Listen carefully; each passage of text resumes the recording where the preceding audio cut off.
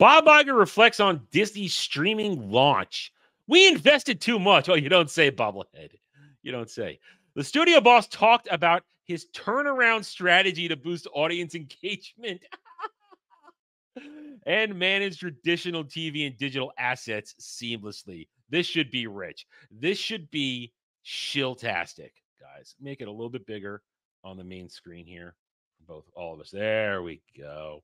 All right. Disney CEO Bob Bobblehead Iger gave a mea culpa for big losses incurred while launching streaming platforms like Disney Plus during an investor conference appearance on Wednesday.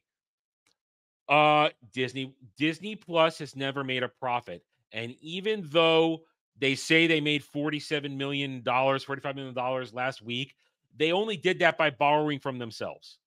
They didn't really make any money. They never made a profit, never going to be a profit.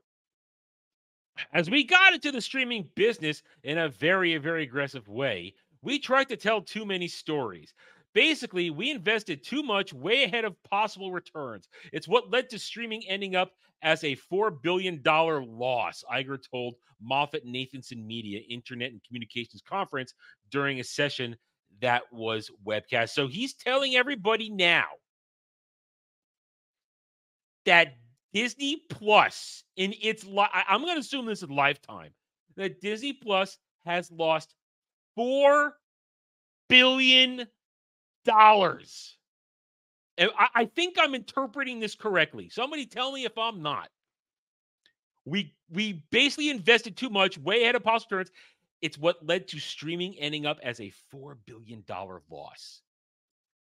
Disney Plus began as a project in 2013 under Bob Iger's demand. And when it launched during the coup in 2020, I think it's not just 2020, right? In the past 4 years, it's basically lost $1 billion a year. And you wonder why Disney has no money. Because they created a black hole that only sucks things in. Let's keep going. Iger addressed a falling out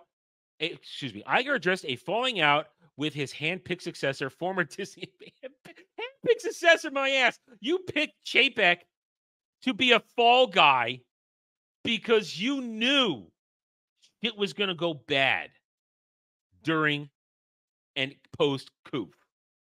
You knew. So you could sweep in and not be blamed for everything. Good Lord. Falling out with Bob Chapek, whose tenure he called out for whose tenure he called out for lavish and misplaced content spending. Okay, let's read this and I gotta say what I gotta say. It's clear to me that our structure was not working because we were removing accountability from those that were basically investing the most capital was a mistake. You son of a bitch. Everything Chapek did, you set the groundwork for. Chapek didn't do anything of his own decision-making. You were still there. You were still head of the board of directors. You were still head of the board of directors. You're full of shit. You were still pulling strings. You set up the groundwork. You set the table that everybody dined at and got food poisoning from. The accountability starts with you, Bob Iger. Doesn't start with anybody else. This is the biggest load of rewriting history I've seen yet from these assholes.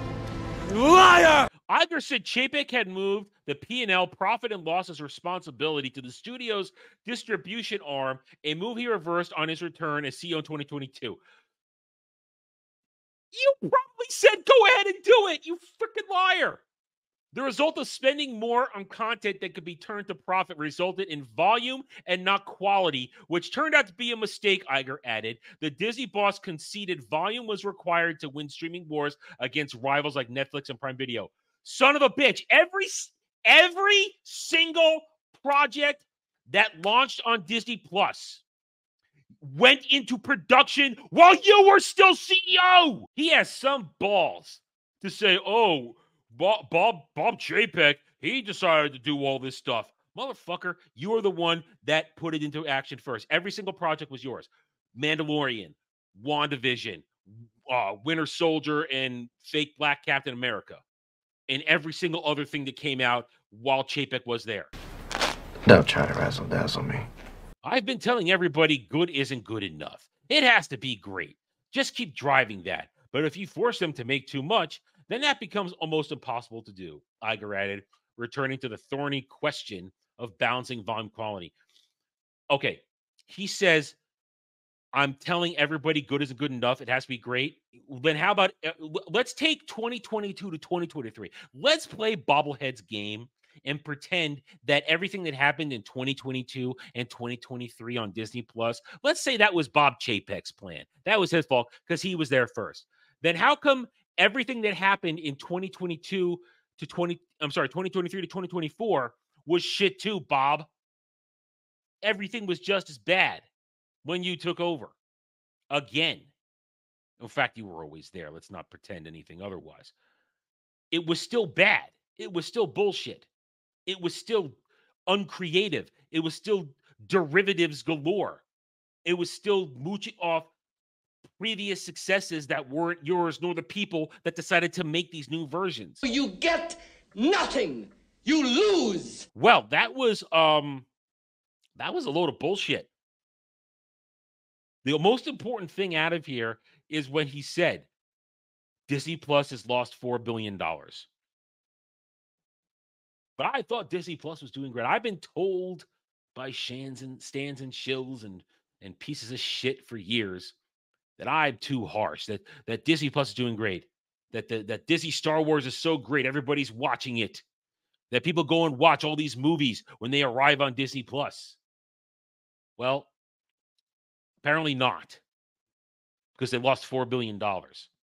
And now they're so desperate. Remember the news from last week? They're looking at turning Disney Plus with all their bundlings of all this stuff into basically mini cable packages, having channels. Bob Iger is a joke. He literally has no idea what he's doing. The people beneath him have no idea what they're doing. The only people that know what they're doing are his secret shadowy masters who funnel their agenda through him. They're the only ones who know what they're doing because they have a purpose to destroy the social structure of our culture, of our nation, of every nation. Fucking Marxist commie leftists. This is great. $4 billion lost. Good job, Bob. And that's not Chapek's fault. That's your fault, you jackass. Done with this. Thanks for watching, everyone. If you enjoyed the video, hit that like button, subscribe to the channel. Check out my gaming channel at Renaissance Nerd Arcade and follow me on X Twitter under @TheRedNerd. Thanks again for watching. Take it easy.